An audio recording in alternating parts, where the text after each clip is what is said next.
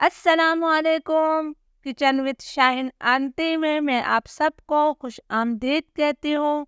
आज मैं अपने किचन में बहुत ही आसान तरीके से मज़ेदार मसूर की दाल की खिचड़ी बना रही हूँ। बहुत कम मसालों से और बहुत ज़्यादा जायकेदार बनती है। ज़रूर इस रेसिपी को ट्राई कीजिएगा। इसके लिए मैंने 1 कप बासमती चावल लिए हैं और 1 कप ही मैंने मसूर की लाल दाल ली है। अगर आप चाहते हैं कि आपकी खिचड़ी बहुत ज़्यादा सौंधी, जायकेदार और नरम बने तो आपने दाल और चावल की मिकदार को बराबर रखना है। और अगर आप चाहते हैं कि आपकी खिचड़ी खिली-खिली बने तो फिर आपने 1 कप चावलों में आधा कप दाल का इस्तेमाल करना है। मैंने इस कप से नाप कर जो है दाल और चावल को लिया है। तो चलिए हम सबसे पहले दाल चावल को एक बड़े बाउल में डाल देते हैं।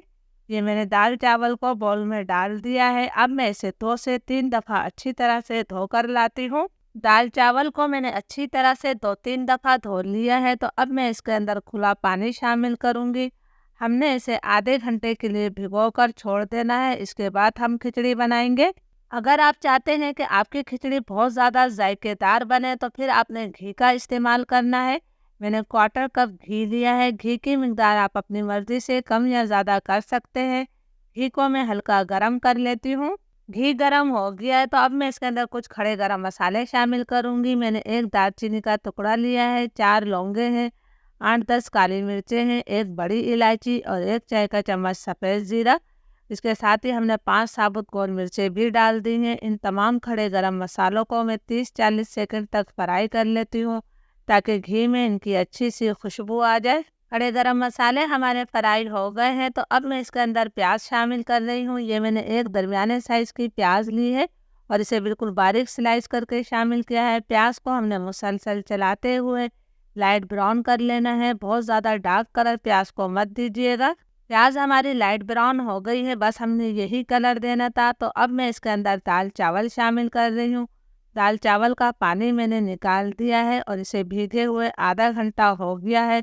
ये मैंने तमाम दाल चावल डाल दिए हैं, जिसका एक दाना भी हमने ज़ाया नहीं करना है।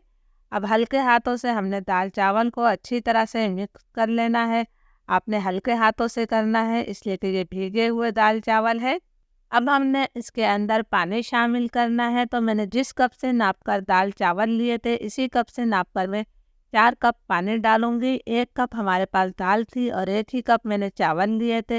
तो मैं इसके अंदर जो है 4 कप पानी डाल रही हूँ। आप भी चावल किसी कप, कटोरी या गिलास से नाप कर लिया करें। इस तरह आपको पानी डालने में बहुत ज़्यादा आसानी होगी। लीजिए जी, मैंने इसके अंदर 4 कप पानी शामिल कर दिया है। इसको हम हल्का सा मिक्स कर देते हैं। अब मैं इसके अंदर 1 चाय का चम्मच भरकर नमक शामिल कर रही हूँ। नमक आप अपने टेस्ट के मुताबिक भी ले सकते हैं। नमक को भी हमने मिक्स कर देना है। फ्लेम अब मैं मीडियम टू हाई करूँगी। मीडियम टू हाई फ्लेम पर हमने इसे ढककर 4-5 मिनट तक पकाना है ताकि इसका ज़्यादातर पानी खुश्क हो जाए। मीडियम टू हाई फ्लेम पर खिचड़ी को पकते हुए 4-5 मिनट हो गए हैं। आप देख सकते हैं कि इसका ज़्यादातर पानी खुश्क हो गया है और इसमें इस तरह के बबल्स बन रहे हैं। इसका मतलब है कि इसके नीचे में अभी पानी मौजूद है। तो अब हमने इसे हल्के हाथों से एक दफ़ा फिर मिक्स कर देना है। हल्के हाथों से आपने इसे मिक्स करना है। ये लीजिए जी, मैंने इसे हल्के हाथों से मिक्स कर दिया है। अब फ्लेम में बिल्कुल लो करूँगी और लो फ्लेम पर हमने इसे ढककर 7-8 मिनट का दम दे देना है। फिर 7-8 मिनट बाद मैं आपको दिखाती हूँ। जब तक हमारी खिचड़ी में दम आ रहा है हम बहुत ही मज़ेदार चटपटी सी एक चटनी बना लेते हैं। इसके लिए मैंने ये 1 टमाटर लिया है जिसे मैंने रफली काट लिया है। इसे हमने ग्राइंडर जार में डाल दिया। 4 मैंने लहसुन की कलियाँ ली हैं, ये देसी लहसुन है। 3 मैं साबुत गोल मिर्चें शामिल कर रही हूँ। 2 तेज़ वाली मैंने हरी मिर्चें भी डाल दी हैं। 1 मुट्ठी में इसके अंदर हरा धनिया शामिल कर रही हूँ। हरे धनिया को हमने नरम डंठल के साथ ही शामिल किया है। हरे धनिया को आपने धो लाजमी लेना है। और थोड़े से मैं इसके अंदर पुदीने के पत्ते शामिल कर देती हूँ। पुदीना बहुत ज़्यादा मत डालिएगा, इसकी खुशबू बहुत ज़्यादा स्ट्रॉन्ग होती है। आधा चाय का चम्मच सफ़ेद ज़ीरा शामिल किया है। 1/4 टीस्पून में इसके अंदर रेगुलर नमक शामिल कर रही हूँ। 1/4 टीस्पून में इसके अंदर काला नमक डाल रही हूँ। इससे चटनी का जायका कई गुना बढ़ जाता है। 2 खाने के चम्मच हम इसके अंदर इमली का रस शामिल कर देते हैं।